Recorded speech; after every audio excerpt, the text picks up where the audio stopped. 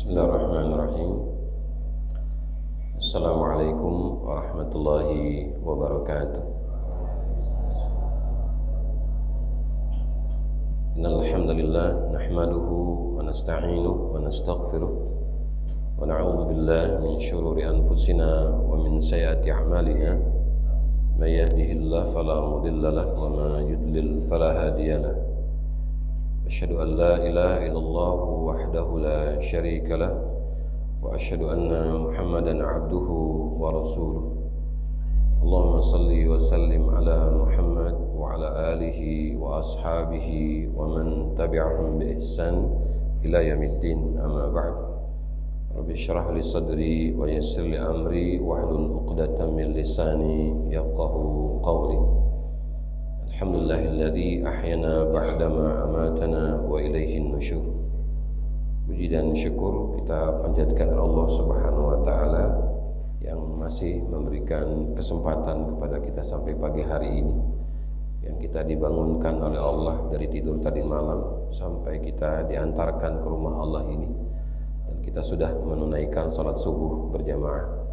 Mudah-mudahan Allah Subhanahu wa taala mengampuni dosa kita, mengangkat derajat kita, dan menerima semua amal ibadah kita. Amin ya rabbal alamin. Salawat dan salam selalu kita curahkan kepada Nabiullah Muhammad sallallahu alaihi wasallam. Allahumma shalli wa sallim alaihi, baik kepada keluarga beliau, kepada para sahabat beliau, dan kepada orang-orang yang selalu beristiqomah di dalam agama ini. Bapak Ibu sekalian yang dirahmati Allah Subhanahu wa taala, mari kita buka majelis ini dengan baca basmalah. Bismillahirrahmanirrahim. Pembahasan kita di pagi hari ini masuk pada bab yang kedua dalam kitab ataupun buku Riyadhus Shalihin. Bapak Ibu sekalian, berbicara tentang masalah taubat. Bicara masalah taubat Bapak Ibu sekalian. Di dalam kitab ini Imam An-Nawawi memberikan penjelasan kepada kita tentang perkataan para ulama. Qala al-ulama at-taubatu wajibatun min kulli dhanbin. Kata ulama bahwa pertaubatan itu adalah sesuatu yang wajib, yang harus dilakukan bagi seseorang yang melakukan perbuatan dosa. فإن كانت المعصية بين العبد وبين الله تعالى لا تتعلق بحق آدمي فلها ثلاثة شروط. Bahwasanya orang yang bermaksiat antara dirinya dan Allah Subhanahu wa taala yang tidak ada sangkut paut ataupun berhubungan dengan permasalahan manusia. Jadi perbuatan dosa yang kita lakukan kepada Allah maka harus dilakukan dengan pertobatan dan ibu sekalian. Lalu para ulama menyebutkan ada 3 syarat. Ada 3 syarat dalam bertobat itu. Ahaduha an yuqli'a an ma'siyah, yaitu yang pertama meninggalkan perbuatan maksiat itu sendiri. Wa tsani an yandama ala fi'liha, dan menyesali atas apa yang sudah dilakukan. Jadi pertama meninggalkan, yang kedua adalah menyesali. Wa tsalisu an ya'zima alla ya'uda ilaiha abadan, dan yang ketiga, syarat yang ketiga adalah dia bertekad untuk tidak mengulangi kembali perbuatan itu. Jadi 3 syarat itu Bapak dan Ibu dalam bertaubat harus kita lakukan gitu, yaitu meninggalkan, menyesali, dan memperbaiki, ya, sehingga di masa mendatang tidak kita kerjakan kembali. Fa in fuqida ahadu thalathati lam tasihha taubatuhu. Apabila ada salah satu saja dari 3 syarat bertaubat ini, kata para ulama, maka tidak akan sah taubatnya. Jadi ada 3 tadi Bapak dan Ibu, satu saja tidak ada dari 3 ini, maka taubat kita tidak sah. Ini yang dikatakan oleh para ulama. Wa in kanatil ma'siyatu tata'allaqu bi adami fasyurutuha arba'ah. Adapun kesalahan kita kepada sesama, kita punya kesalahan kepada sesama, itu ada 4 syarat. Hadhihi thalathatu wa an yabra'a min haqqi sahibiha. 3 syarat tadi yang sudah disebutkan Bapak dan Ibu dalam bertaubat tadi kita kepada Allah. Nah, kepada sesama kita manusia itu ditambah 1. Wa an yabra'a min haqqi sahibiha, yaitu mengembalikan hak daripada saudaranya. Apa hak saudaranya itu, Bapak dan Ibu sekalian? Fa in kanat malan aw nahwahu raddahu ilaihi. Apabila kita punya kesalahan tentang masalah harta, maka kita harus mengembalikannya dengan harta, bukan dengan bertaubat, Bapak dan Ibu. Kembalikan lagi dengan harta. Jadi kalau kita punya hutang, lalu hutang itu nggak dibayar, sampai orang itu meninggal dunia yang menghutangi kita, tetap kita punya kewajiban untuk mengembalikan harta yang tadi dipinjamkan kepada kita, walaupun orang yang meminjamkan itu sudah meninggal. Di antaranya misalnya orang tua meminjamkan harta kepada anaknya, lalu orang tua yang punya harta tadi meninggal dunia. Walaupun ini orang tuanya, tetap hutang-hutang harus dikembalikan. Tidak boleh diam dia. Kenapa? Ini dosa, Bapak dan Ibu sekalian. Dosa. Dan ini sering terjadi di dalam keluarga. Ya, dalam keluarga. Jadi tidak boleh. Jadi kalau kita pinjam uang, ya kembali uang, Bapak dan Ibu sekalian. Ini kata para ulama. Wa in kanat hadda qadhfin wa nahwuhu makanahu minhu aw talaba afwahu. Apabila seseorang itu menuduh orang lain dan tuduhan itu tidak, Bapak dan Ibu, tidak benar gitu, maka nahwuhu makanahu, maka orang yang dituduh boleh membalas. Orang yang dituduh boleh membalas tuduhan itu, Bapak dan Ibu sekalian. Kenapa? Karena tuduhan itu tidak bisa diterima gitu. Ya, tidak hak dia di situ. Maka si pelaku tadi yang menuduh minhu aw talaba afwa, atau yang menuduh tadi harus meminta maaf, bukan minta ampun sama Allah. Jadi selain dia punya kesalahan kepada Allah, ketika dia punya kesalahan kepada manusia, dia harus meminta maaf kepada ibu sekalian. Kalau orang tadi tidak memaafkan, sungguh berat dia nanti di hadapan Allah Subhanahu wa taala. Dan ibu sekalian. Nah, ini kepada kesalahan kepada sesama, Bapak dan Ibu sekalian. Wa in kanat ghibatan istahallahu minha. Apabila seseorang itu menggibahi saudaranya, maka dia datang kepada saudara yang dia gibahi untuk menghalalkan perbuatan yang sudah dia kerjakan. Artinya apa? Memaafkan dari perbuatan yang dia kerjakan sehingga menjadi halal, Bapak dan Ibu. Tapi jarang ya, Bu ya. Kita menggibahi orang, lalu kita datang meminta maaf supaya dihalalkan sebab perbuatan tadi tidak baik di mata Allah Subhanahu wa taala. Biasanya menggibah lagi. Ya, menggibah lagi, Bapak dan Ibu.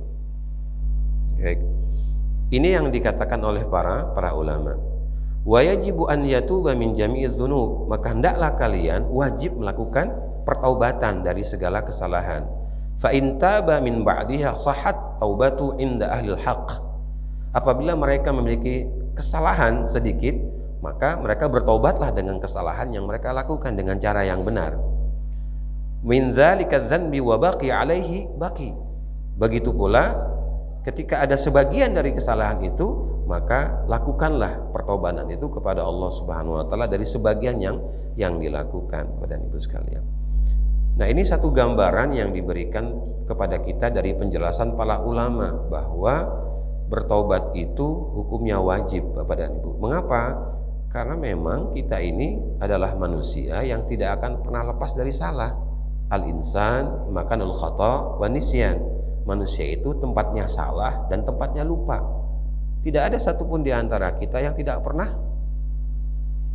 tidak lupa, Bapak dan Ibu. Pernah lupa rumah, Pak, Bu? Singgah lewat gitu. Ya, atau lupa istri, Bapak dan Ibu, Pak.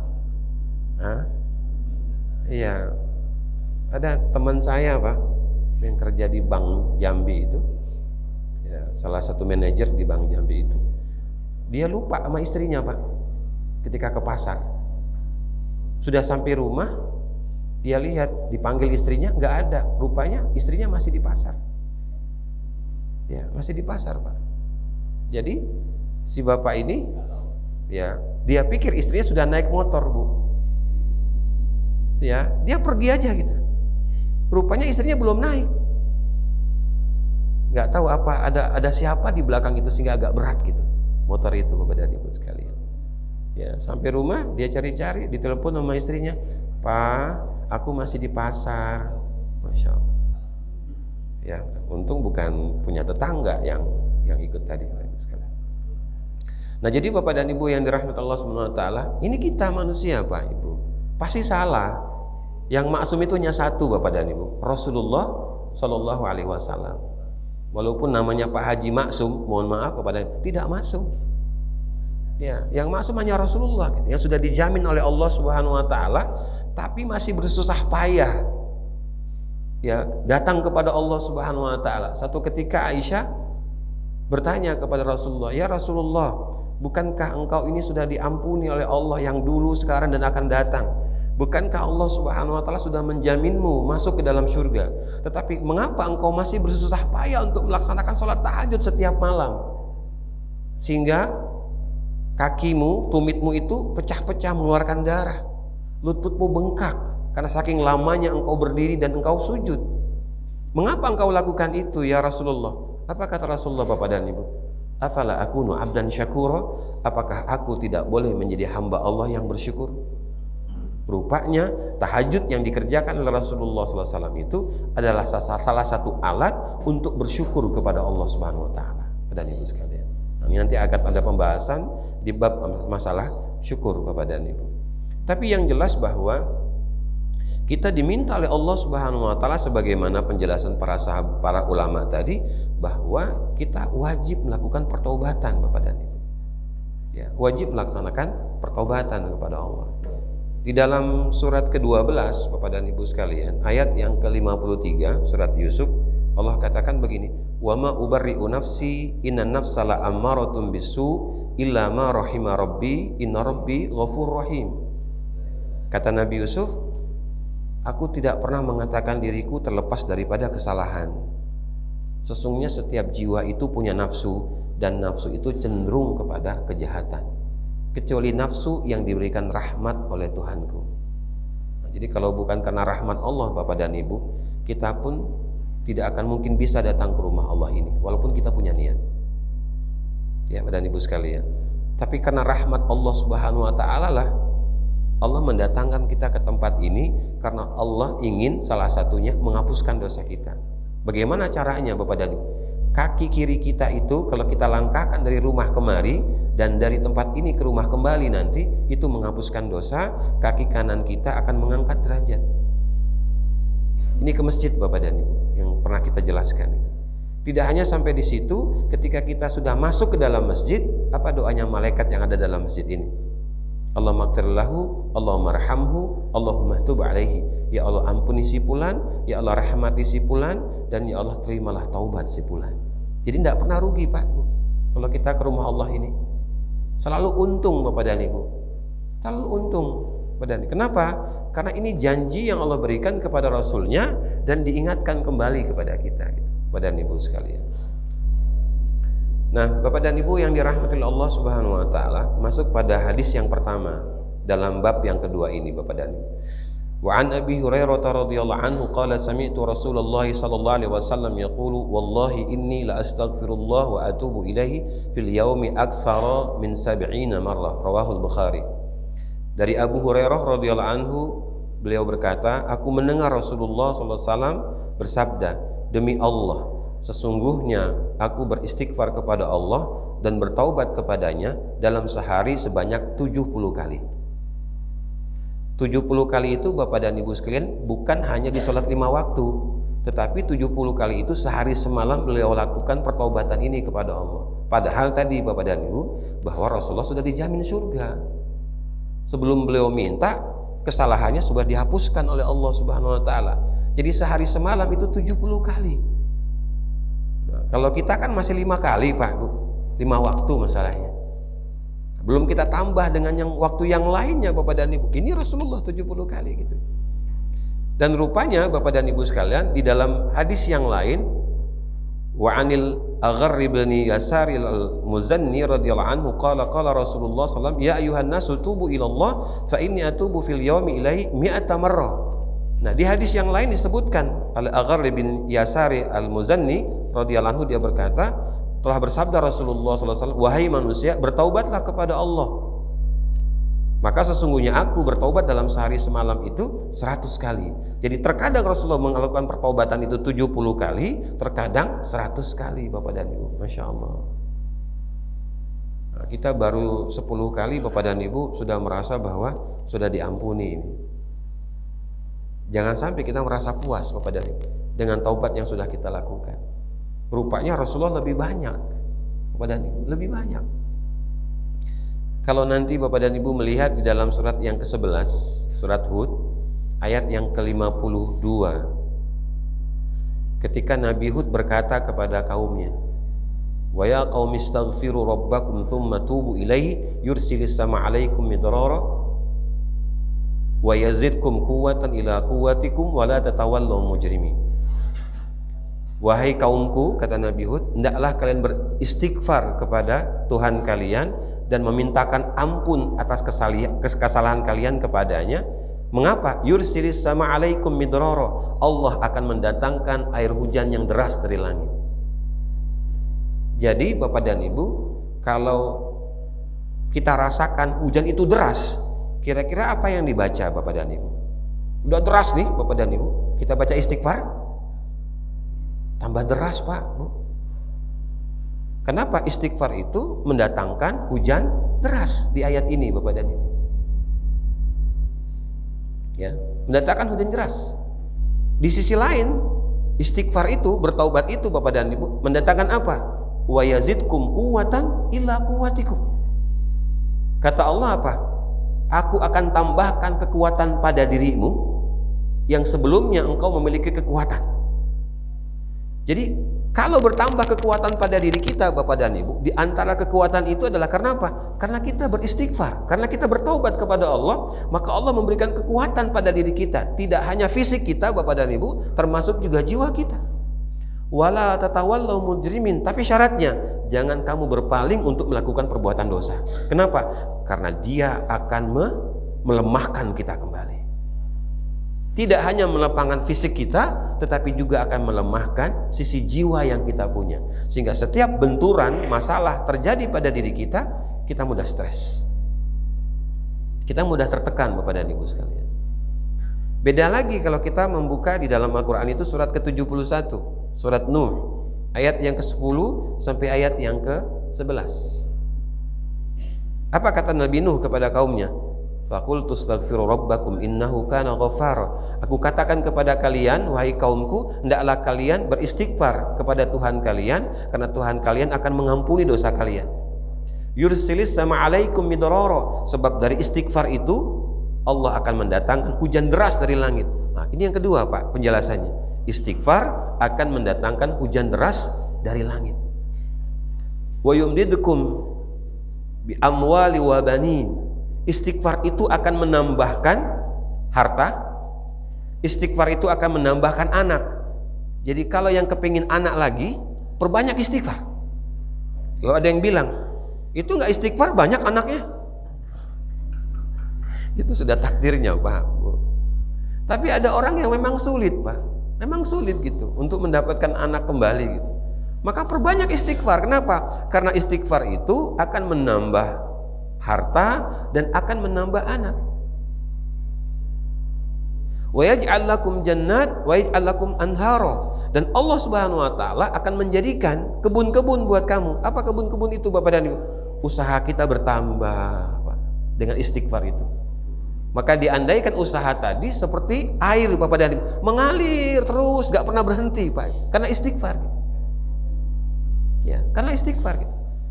Jadi Nabi Nuh mengatakan kepada kaumnya, kalian lakukan pertaubatan itu, kalian lakukan istighfar itu. Kenapa? Karena Allah akan mendatangkan air hujan deras dari langit, akan menambahkan hartamu, akan menambah anakmu, akan menambah usahamu, dan akan selalu lancar hasil daripada usahamu dalam bentuk air tadi Bapak dan Ibu sekalian. Itu Masya Allah Bapak Ibu. Nah ini bertaubat gitu, istighfar kita kepada Allah gitu.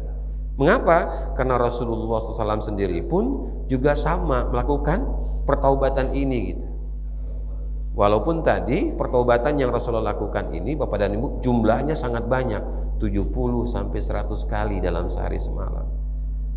Dan Rasulullah ya punya kelebihan jauh dari kita. Kenapa? Allah sudah menjamin kok masih bersusah payah datang kepada Allah Bapak dan Ibu. Nah, kita yang belum dijamin Bapak dan Ibu agak sulit ini gitu. Berkorban untuk Allah Subhanahu wa taala. Ya, kita berharap mudah-mudahan perjalanan kita ke rumah Allah ini, duduk kita di tempat ini mendapatkan ampunan Allah Subhanahu wa taala. Nah, ini diantara Bapak dan Ibu sekalian dari penjelasan oleh Imam Nawawi dalam buku Riyadhus Shalihin ini yang menjelaskan kepada kita tentang masalah taubat Bapak dan Ibu.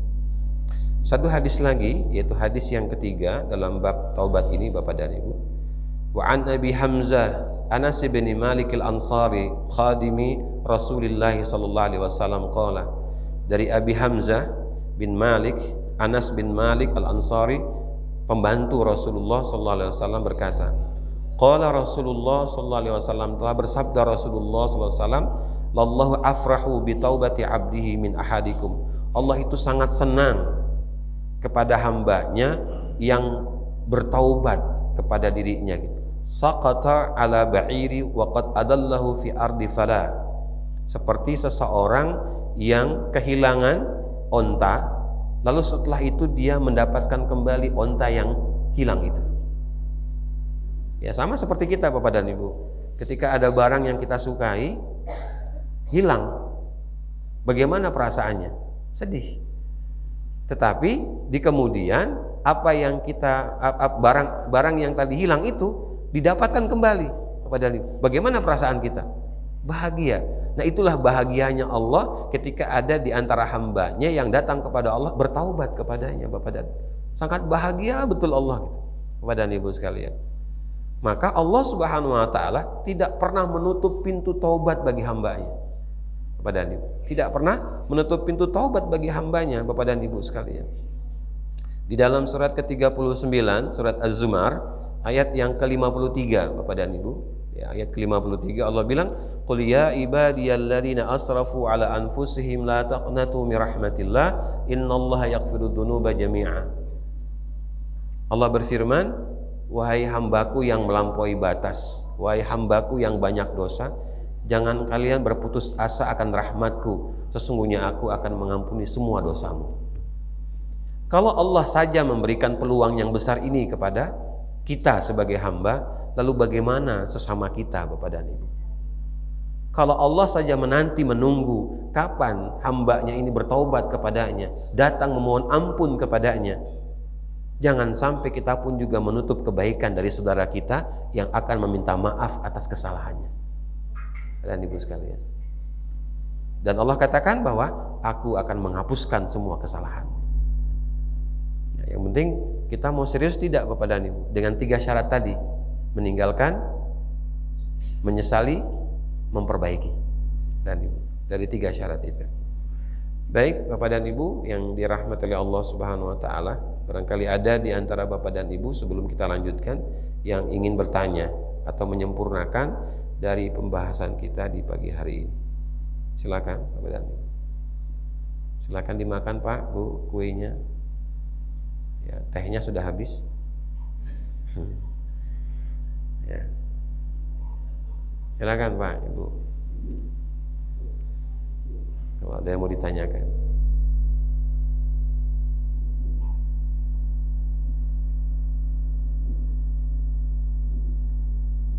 Atau sudah paham semua? Nah, ini repot Pak kalau udah paham semua ini. Ya. Ada? Silakan Bapak dan Ibu. Tidak perlu malu-malu. Ya. Ada Ibu? Karena pembahasan kita cukup panjang dalam bab yang kedua ini, hadisnya banyak sekali. Kalau ada yang mau ditanyakan, silakan.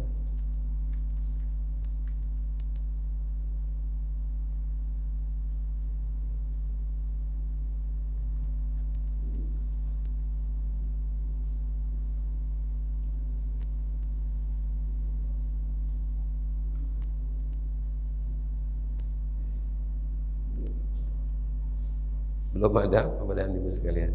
Baik.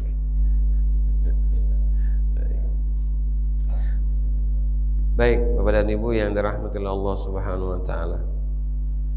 Kita lanjutkan kembali Bapak dan Ibu. Dalam hadis yang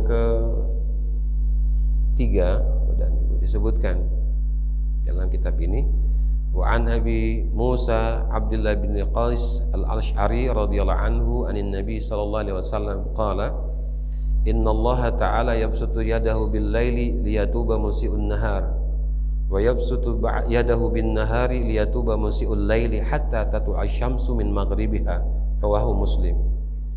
Dan dari Abi Musa Abdullah bin Qais al-Ash'ari radhiyallahu anhu dari Nabi sallallahu alaihi wasallam, beliau bersabda, sesungguhnya Allah Subhanahu wa taala yabsutu yadahu bil laili, mengulurkan tangannya di waktu malam, liyatuba musii'un nahar, untuk memberikan pertaubatan, menerima taubat hamba yang melakukan kesalahan di waktu siang hari. Bapak dan Ibu, jadi di waktu malam Allah mengulurkan tangannya. Ini istilah saja. Kalau betul-betul terulur tangan ini Bapak dan Ibu, apa yang terjadi? Ini hanya istilah saja. Artinya apa? Allah memberikan tempat kepada hamba untuk datang kepadanya memohon ampun Bapak dan Ibu. Nah, beberapa kali saya jelaskan di tempat ini ketika Allah mengatakan di dalam surat 17 ayat 79 sampai ayat 80. Ya.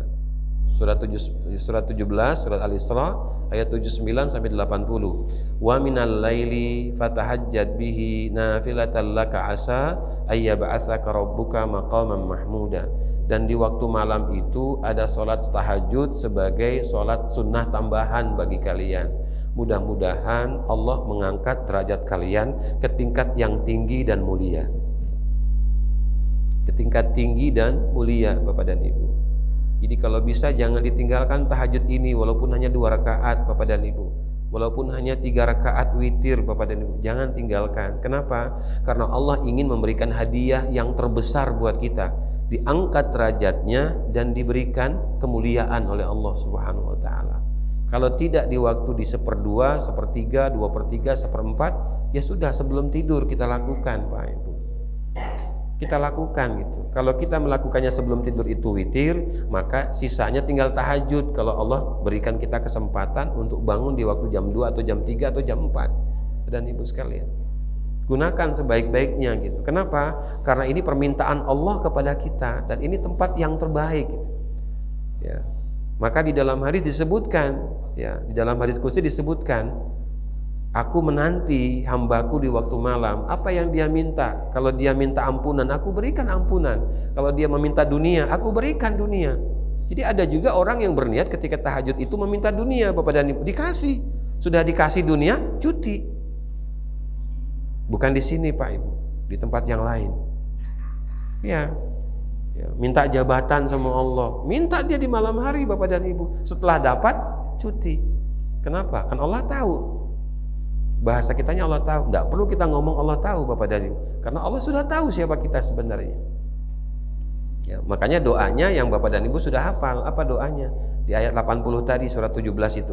Rabbi adkhilni mudkhala sidqi wa akhrijni mukhraja sidqi waj'alni min ladunka sultanan nasira. Ya Allah, masukkan aku dalam semua masalah dalam keadaan benar, keluarkan aku dalam semua masalah dalam keadaan benar, dan ya Allah berikan aku dari sisimu kekuatan yang akan memimpin diriku. Ini Bapak dan Ibu. Ya, sampai doa tahajudnya pun dikasih sama Allah kepada Rasulullah dan kepada kita gitu. Dan Ibu sekalian.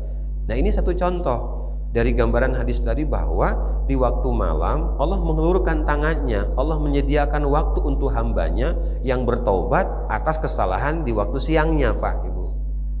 Ya, di waktu siangnya. Begitu pula sebaliknya, wa yabsutu yadahu bin nahar liyatuba musii'ul laili, dan Allah mengelurkan waktunya, menyediakan waktu bagi hambanya untuk bertaubat kepadanya di waktu siang hari, karena bisa jadi si hamba ini melakukan perbuatan dosa di malam hari Pak. Ya, jadi ada orang yang berbuat dosa di pagi hari sampai sore. Ada orang yang berbuat dosa dari mulai maghrib sampai pagi Pak. Nah, Allah menyediakan waktu ini Bapak dan Ibu. Dengan bahasa apa? Yabsutu yadahu, diulurkan tangannya. Artinya apa? Allah menanti, Bapak dan Ibu. Allah menanti kapan kita datang kepadanya, Bapak, memohon ampun gitu. Masya Allah, Bapak dan Ibu sekalian. Paling tidak minimal 5 kali sehari semalam, Pak. Ya sholat 5 waktu itu, Bapak dan Ibu. Kita tambah dengan yang lainnya, Bapak dan Ibu sekalian. Nah, ya. Maka niatkanlah Bapak dan Ibu ketika kita memasukkan uang ke celengan yang kotak di sini atau kotak yang di luar, setiap pagi mintakan salah satunya kepada Allah, ya Allah ampuni kesalahanku dengan wasilah aku berinfak ini. Itu Bapak dan Ibu. Ya, di antaranya yang kita minta kepada Allah, silakan Bapak dan. Kenapa? Karena kita tidak punya kekuatan, Pak Ibu. Ya, tidak punya kekuatan. Kalau Allah katakan di dalam surat yang keempat, surat An-Nisa ayat 27 dan ayat ke-28, kata Allah begini, wallahu yuridu ayyatuba 'alaikum wa yuridul ladzina yattabi'una syahawati an tamilu mailan azima. Allah itu ingin agar kalian wahai manusia bertaubat kepadaku, karena akan ada manusia-manusia yang mengikuti hawa nafsunya yang akan menyesatkan diri kalian. Pakaiannya sama Pak Bu, seperti kita di pagi hari ini gitu. Tapi yang di dalam ini tidak sama, beda gitu. Ya, malah dia menyesatkan, sudahlah, enggak usah sholat lah. Ngapain sholat itu? Enggak usah ke masjid lah, sudahlah di sini saja. Dan Ibu, ya, jadi wajar kalau kita bilang setan. Tapi bisa jadi kita setannya, Pak. Ya, dan Ibu sekalian. Jadi Allah kepingin kita datang kepada Allah meminta ampun. Kenapa? Nanti akan ada manusia, kata Allah. Jadi sudah ada bocoran, Pak Ibu. Jadi kalau UMPTN, Pak, ini sudah bocor, Pak. Ya, ini sudah bocor, Bapak dan Ibu. Kenapa? Karena Allah sudah kasih tahu bahwa nanti akan ada manusia yang aku ciptakan, yang dia selalu mengikuti hawa nafsunya dengan berpakaian ataupun dengan warna yang seperti dirimu, tapi dia mengajak kepada kesesatan. Ya, mengajak kepada kesesatan, Bapak dan Ibu. Dan ini hari ini kan banyak yang model seperti itu, Bapak dan Ibu. Kehati-hatian kita gitu, diminta oleh Allah Subhanahu wa taala. Nah, di ayat yang ke-28-nya dalam surat An-Nisa itu Allah bilang begini, yuridullahu ayyukhaffifa ankum wa khuliqal insanu da'ifa. Kenapa Allah meminta kita bertaubat, Pak Ibu? Kenapa Allah meminta kita beristighfar? Kalau dari ayat ini, ya surat 4 ayat 28 tadi, karena aku ingin meringankan beban kalian, bukan menghapus semuanya, Pak Ibu. Sebab kalau dihapus nanti kita nggak pernah datang lagi sama Allah. Allah ingin meringankan beban kita, Pak. Kenapa? Rupanya ketika kita melakukan kesalahan, rezeki kita seret. Masalah kita tidak pernah kunjung selesai, Bapak dan Ibu. Sengaja Allah bikin PR buat kita, Pak. Nah, Allah ingin meringankan beban yang kita punya. Ya, karena beban kita ini kan banyak di pundak kita, Pak. Masalah pribadi kita, masalah keluarga kita, masalah pekerjaan kita, masalah masyarakat di antara kita dan yang lainnya, Bapak dan Ibu sekalian. Mengapa? Di ujung ayat Allah katakan wa khuliqal insanu dha'ifa, sebab aku menciptakan kalian dalam keadaan lemah. Lemah, Pak Ibu. Sudah lemah Bapak dan Ibu? Sudah mulai melemah? Allah. Sudah habis airnya. Alhamdulillah. Lemah, Pak. Makanya kenapa kalau kita duduk itu nyari tembok? Karena udah lemah, Pak. Ya kan? Udah lemah gitu. Bapak dan Ibu sekalian. Nah, jadi siapa bilang kita ini kuat, Pak Ibu? Kekuatan yang kita punya tadi, kata Allah bahwa ini semua datang dariku, Pak. Allah yang punya gitu. Ya, maka perbanyak istighfarnya, Pak Ibu. Perbanyak kita bertaubat kepada Allah. Karena belum ada jaminan dari Allah kepada kita bahwa Allah menerima taubat kita, Bapak dan Ibu. Ya, makanya kenapa kita ini tidak akan pernah jauh dari ujian, Pak. Ya kan? Kenapa kita bertobat? Karena ujian tidak akan pernah habis-habisnya datang kepada kita sampai ajal datang, Bapak dan Ibu. Itu ujian juga. Ya. Kenapa Allah bilang begini? Alladzi khalaqal mauta wal hayata liyabluwakum ayyukum ahsanu amala, di dalam surat ke-67 ayat yang kedua itu.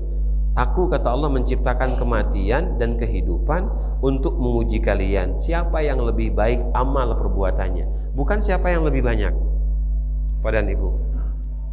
Ya, jadi Allah menciptakan kematian baru kehidupan, bukan kehidupan kematian, Pak Ibu. Berarti tujuan kita adalah mati, Pak Ibu.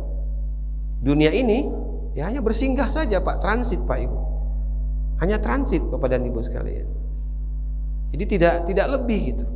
Hanya transit. Maka tadi kenapa Allah mengelurkan waktunya? Allah mengelurkan tangannya, Bapak dan Ibu, untuk menerima taubat kita. Kapan kamu datang gitu kepada aku, Bapak dan Ibu? Malah di dalam penjelasan tentang surat ke-39 ayat 53 itu, Allah meminta kepada malaikat untuk tidak mencatat kejelekannya. Untuk tidak mencatat kejelekannya. Kenapa? Malaikat bertanya, kenapa ya Allah tidak dicatat? Karena dia akan datang kepada aku meminta ampun. Dan ditahan, tidak dicatat kejelekan itu. Karena Allah tahu bahwa hambanya ini bakal meminta ampun, datang kepadanya bertaubat, Bapak dan Ibu sekalian. Sampai seperti itu Allah menantinya, Bapak dan Ibu. Sama seperti ibu dijanjikan oleh anak bahwa anak ibu yang jauh di seberang sana akan datang, Bu. Kira-kira ibu bisa tidur? Ibu pasti tunggu kan? Kalaupun tidur, bangun lagi, tidur, bangun lagi. Kenapa? Karena ibu ingin membuka pintunya ketika dia datang. Ya kan? Kenapa? Sudah kangen, Pak Ibu. Cinta gitu, rindu kepada dia. Nah, begitu pula Allah rindu kepada kita, Bapak dan Ibu. Jadi kalau Allah memberikan ujian kepada kita, Bapak dan Ibu, bukan karena Allah marah, Bapak dan bukan karena Allah murka kepada kita. Bisa jadi karena Allah cinta, Bapak dan Ibu. Di dalam hadits qudsi tidak disebutkan di dalam bab At-Taubah ini, Bapak dan Ibu. Apa kata Allah? Idzab talabtu abdi bihabibataihi fasabara awattuha minhumal jannah. Apabila aku mencintai hambaku, maka aku akan menguji mereka. Apabila sabar, maka aku akan memberikan 2 surga. Bapak dan Ibu, 2 surga. Ya, Allah akan berikan 2 surga. Jadi dipilih oleh Allah Subhanahu wa taala, Bapak dan Ibu. Dan tidak mungkin Allah salah memilih. Tidak mungkin, Bapak dan Ibu. Maka tadi ketika kita salah dalam kehidupan kita, ada kesalahan yang kita lakukan, bisa jadi Allah ingin menghapuskan dosa kita, Allah ingin mengangkat derajat kita, Allah ingin memuliakan kita, Bapak, dan Allah ingin memberikan pelajaran kepada kita. Kenapa? Kalau kita tidak pernah salah nanti jadi sombong. Kan sifat itu ada pada diri kita, Pak, Ibu. Muncul kesombongan itu kenapa? Karena kita merasa bersih, karena kita merasa tidak pernah salah, Pak Ibu. Merasa bahwa kita ini kuat, padahal kita ini lemah, Pak Ibu. Ya, Masya Allah gitu. Nah, maka tadi kenapa Allah mengulurkan tangannya, menyediakan waktu untuk hambanya, dari mulai malam sampai di waktu siang.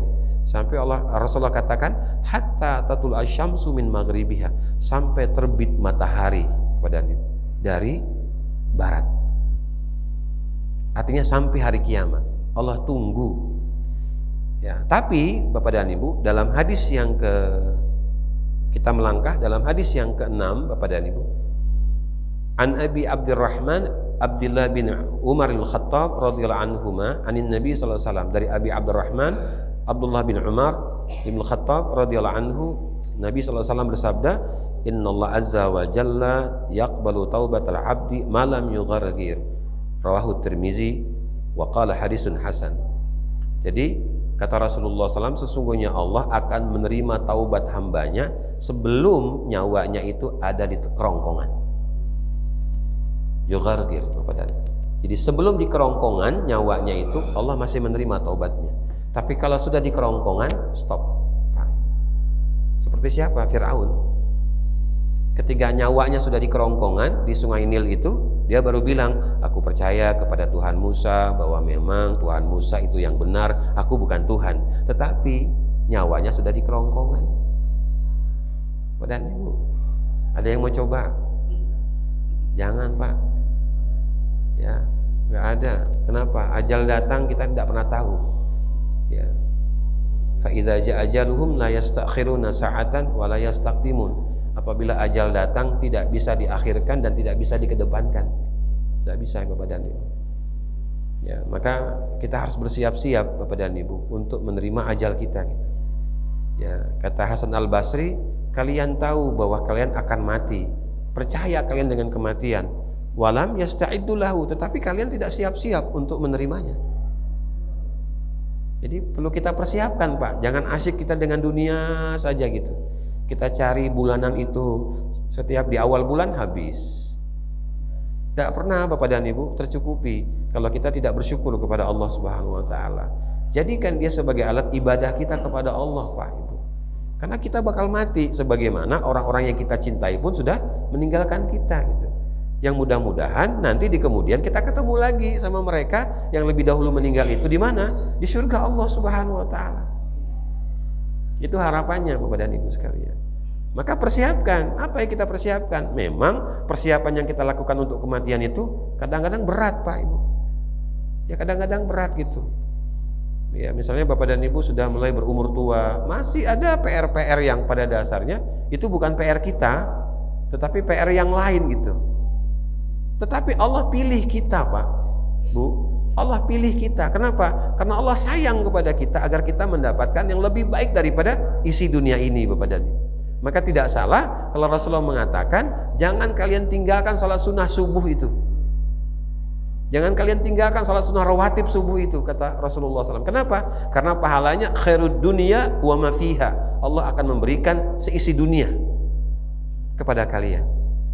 Walaupun tadi kita terlambat Bapak dan Ibu, masbuk kita, belum sempat kita sholat sunnah rawatib tadi, imam sudah berdiri subuh, salam, setelah salam, lakukan sholat sunnah subuh.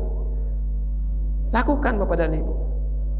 Kenapa? Saking utamanya. Dan ini kita tidak dapati di sholat sunnah rawatib yang lain dari rangkaian yang menemani sholat wajib. Tidak ada, Bapak dan Ibu sekalian. Jadi yang ini boleh dilaksanakan. Bahasa kita mengqadha, itu boleh dilakukan. Walaupun niatnya tetap sholat sunnah qobliyah subuh, bukan ba'diyah Bapak dan Ibu. Qobliyah subuh karena kita menggantikan waktu tadi. Saking utamanya gitu. Dan Rasulullah tidak melarang Bapak dan Ibu. Hanya permasalahannya kita biasa tidak sholat sunnah subuh itu. Kalau tidak terbiasa, tinggalin, sudahlah, yang penting sholat wajib. Dan Ibu sekalian, nah itu beda lagi niatnya pada Ibu. Baik, saya tawarkan yang kedua. Ada yang mau bertanya? Ya, silakan. Waalaikumsalam.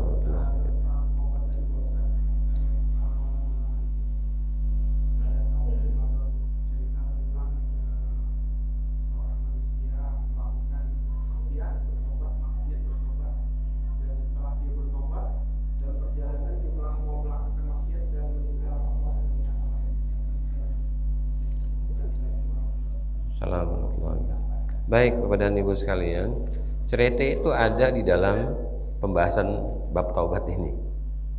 Ya, cerita itu. Hadisnya cukup panjang Bapak dan Ibu di sini. Nah, ini karena kita belum sampai ke hadisnya. Tapi tidak salah kalau saya ceritakan. Jadi ada seorang yang hidup di masa sebelum Rasulullah SAW. Nah, orang ini Bapak dan Ibu sering membunuh orang. Nah, jumlah orang yang dia bunuh itu sudah 99. Ya, kalau dia hidup sekarang dicari sama bapak nih, siapa yang bunuh? Ya, 99 kali sudah membunuh Bapak dan Ibu. Dan dia bangga. Nah, itu hebatnya Pak. Dia bangga gitu. Ya. Jadi saya pernah melihat Bapak dan Ibu orang membunuh di depan saya dengan pakai pistol Pak. Sewaktu di Timur Tengah, kami tinggal di sana. Karena dia tersinggung oleh si tukang supir taksi ini, ya karena dia sering mengejek-ngejek, akhirnya Bapak dan Ibu sekalian, turun dia dari mobil, dia keluarkan pistolnya, ditembak kepalanya. Udah, setelah itu orang ini mati yang ditembak, dia jalan aja Pak, nggak ditangkap Pak. Karena memang negeri itu negeri yang bebas senjata. Ya, bebas senjata Bapak dan Ibu sekalian. Jadi enak betul kita ngelihat, ya Allah, gimana kalau terjadi di Indonesia Pak? Dan itu terjadi juga, Bapak sekalian. Tapi tidak seperti yang di sana tadi, Bapak dan Ibu sekalian. Nah, lalu dia menemui karena ingin ya menjadi orang yang baik, ya Allah memberikan hidayah ke dalam hatinya. Dia datang kepada seorang yang dianggap orang ini baik, Bapak dan Ibu sekalian. Ketika dia datang, dia bilang, apakah masih ada kesempatan bagiku dari Tuhan untuk bertaubat? Karena aku sudah membunuh orang sebanyak 99 kali. Nah, kata orang yang dia temui ini, yang dia anggap orang baik ini, bilang, tidak ada pintu taubat buat kamu. Tempatmu adalah neraka. Marah Pak, bunuh. Jadi 100. Jadi hati-hati Pak. Kalau ada orang bertanya tentang masalah taubat, jangan-jangan nanti kita dibunuh. Jangan takut juga, memang sudah ajalnya Pak. Tapi jangan juga menutup kebaikan pada diri orang lain, karena bisa jadi orang ini lebih baik daripada kita di kemudian hari. Nah, lalu dia setelah membunuh Bapak dan Ibu, tidak ada orang yang berani untuk menangkap dia. Nggak ada. Jalan dia dengan membawa pisau. Pisaunya dia bawa Bapak dan Ibu, masih berdarah. Tidak jauh dari itu Bapak dan Ibu sekalian, dia bertemu dengan seorang abid, orang yang soleh. Bertanya dia dengan pertanyaan yang sama. Apa jawaban seorang abid ini? Masih ada pintu ampunan buat kamu dari Tuhan. Senang dia Bapak dan Ibu.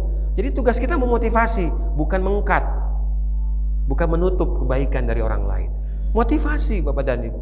Nah, dia dimotivasi, senang Pak, senang. Bagaimana caranya? Kamu hijrah dari tempat ini ke tempat yang di situ adalah tempat orang-orang yang melakukan pertobatan. Akhirnya dia pergi Pak, sesuai dengan perintah tadi. Dia pergi.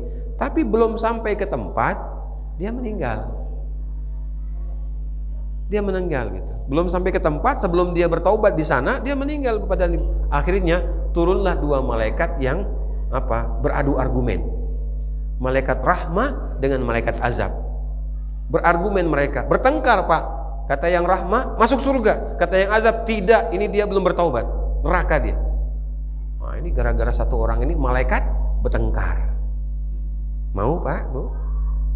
Bikin malaikat bertengkar?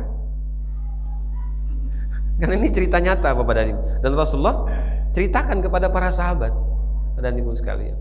Ketika bertengkar, gak selesai-selesai Bapak dan Ibu, Allah datangkan satu malaikat dalam bentuk manusia yang tua. Terus malaikat yang tadi menyamar sebagai manusia dengan perintah Allah SWT mengatakan, coba kalian ukur mana tempat yang lebih dekat. Apakah tempat dia dulu berbuat maksiat, apakah tempat dia akan bertaubat. Diukur Pak Ibu. Jadi memang harus ada penengah Pak. Dari dulu kayak begitu. Kalau ada masalah perlu ada penengah. Tapi jangan penengahnya yang berat sebelah. Ya, jangan yang berat sebelah. Jadi yang tengah-tengah Bapak dan Ibu sekalian. Nah, akhirnya mereka ukur. Kata mereka, rupanya orang yang ingin bertaubat ini dan mati tadi, Bapak dan Ibu, meninggal itu lebih dekat kepada tempat dia bertaubat, sejengkal saja. Pada Ibu, tinggal sejengkal lagi itu dia masuk ke dalam wilayah tempat bertaubat. Apa kata malaikat yang dalam bentuk manusia ini? Bapak dan Ibu mengatakan tempatnya adalah surga. Artinya apa? Belum sampai dia ke tempat itu, tinggal sejengkal lagi Bapak dan Ibu, malaikat ini memberitahukan bahwa Allah menerima taubatnya dan tempatnya adalah surga. Dan Ibu sekalian, ya, intinya bahwa dari cerita ini jangan menutup kebaikan dari orang lain yang orang lain itu ingin berbuat baik, dari kesalahan, dari kekeliruan, dari kelemahan yang pernah dia lakukan Bapak dan Ibu. Jangan kita tutup. Berikan kesempatan itu, motivasi dia, kasih semangat. Jadi kalau ada orang yang belum pernah terlihat dia sholat ke masjid, lalu dia ke masjid, jangan kita bilang, tumben, biasanya juga nggak ke masjid, besok tidak datang lagi Pak, Bu, nggak datang lagi. Jadi apa yang kita lakukan? Masya Allah, Allahu Akbar, mudah-mudahan kita bisa bersama sholat berjamaah di tempat ini. Allah kasih kesehatan sampai delus punggungnya Pak, delus punggungnya, Masya Allah, mudah-mudahan kita sama-sama ke surga. Motivasi Pak Ibu, jangan dihentikan gitu. Jangan kita bilang tumben, ya sudah, besok tidak datang lagi Pak, Bu. Datang lagi Bapak dan Ibu. Ya, itu tugas Allah nanti. Masalah diterima atau tidak itu bukan urusan kita Pak. Yang penting sesuai dengan syarat rukunnya tidak gitu. Dan Ibu, sebagaimana yang sudah ditentukan gitu kepada kita. Baik Bapak dan Ibu yang dirahmati Allah SWT, alhamdulillah sudah masuk waktu syuruk Bapak dan Ibu. Ya, mudah-mudahan kita bisa mengerjakan sholat sunnah syuruk 2 rakaat ini. Ya, apalagi ini sholat yang kata Rasulullah kalau kita kerjakan di waktu syuruk ini Bapak dan Ibu hanya 2 rakaat, kita akan mendapatkan pahala seperti haji dan umroh. Jadi kalau kita yang belum pernah pergi haji, yang belum pernah umroh, Bapak dan Ibu, gunakanlah sholat sunnah syuruk 2 rakaat ini. Kenapa? Pahalanya seperti haji dan umroh, sempurna, sempurna, sempurna, kata Rasulullah SAW. Maka kalau bisa kita lakukan, Bapak dan Ibu. Mudah-mudahan seakan-akan kita sudah haji dan umroh, walaupun tetap kita harus mengerjakan haji itu karena kita belum mengerjakan, tapi seakan-akan, dan Ibu sekalian. Dan mudah-mudahan Allah mengampuni segala kesalahan kita, dan Ibu. Bismillahirrahmanirrahim. Alhamdulillahirabbil alamin, hamdan na'imin, hamdan syakirin, hamdan yuwafi ni'amahu wa yukafi'u mazidah. Ya Rabbana lakal hamdu kama yanbaghi li jalali wajhika wa 'azimi sultanik. Allahumma shalli ala Muhammad imamul awwalin wal akhirin wa fil mala'il a'la ila yaumiddin. Allahumma ighfir lana wa liwalidina warhamhum kama rabbawna shighara. Rabbana hab lana min azwajina wa dhurriyyatina qurrata a'yun waj'alna lil muttaqina imama. Allahumma ahsin 'aqibatana fil umuri kulliha wa ajirna min khizyi dunya wa 'adzabil akhirah. اللهم إنك تعلم أن هذه القلوب قد اجتمعت على محبتك والتقت على طاعتك وتوحدت على دعوتك وتعهدت على نشرة شريعتك فوثق لهم مرابطتها وأدم ودها واهدها سبلها واملأها بنورك الذي لا يخبو واشرح صدورها بفيض الإيمان بك وجميل التوكل عليك وأحيها بمعرفتك وأمتها على الشهادة في سبيلك إنك نعم المولى ونعم النصير ربنا آتنا في الدنيا حسنة وفي الآخرة حسنة وقنا عذاب النار وصلى الله على محمد وعلى آله وصحبه وسلم سبحان ربك رب العزة عما يصفون وسلام على المرسلين والحمد لله العالمين subhanakallahumma wa bihamdika asyhadu an la ilaha illa anta astaghfiruka wa atubu ilaik. Afa minkum wassalamu alaikum warahmatullahi wabarakatuh.